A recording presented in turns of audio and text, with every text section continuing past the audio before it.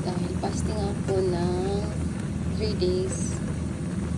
Ito ang kinakain ko. Oats yan. Niluluto ko muna siya sa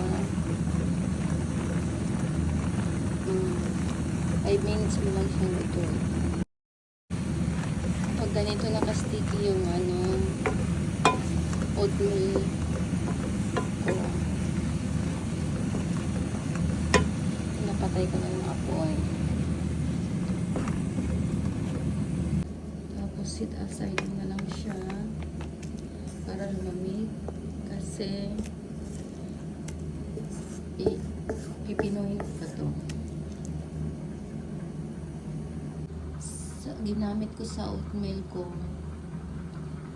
itong banana at saka yung iba. Wala akong ibang hinalo.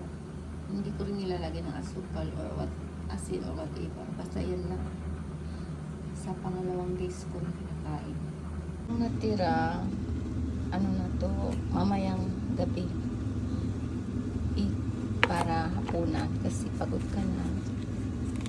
Hindi mo na kayang magluto. Store mo na lang to sa refrigerator para may kainin ka mamayang gabi. Pero kung hindi ka tamad, edi magluto ka na magluto. Yung niluto ko na oatmeal, hindi ko biniblend lahat yun. Kung ano lang yung kakainin ko, kung gaano karami, yun lang ang bibiniblend ko. Saging at saka At saka ito kasi, nilalagyan ko siya ng gatas. Ito, paunan ko to. Nagtatrabaho kasi ako. Dinadala ko siya sa work. Ito ang kinakain ko pag lunch time. Ito guys, half cup lang siya. Tama na to for lunch. Kanya naman kalambot. Ito na yung lunch ko. May lunch na ako. Diba?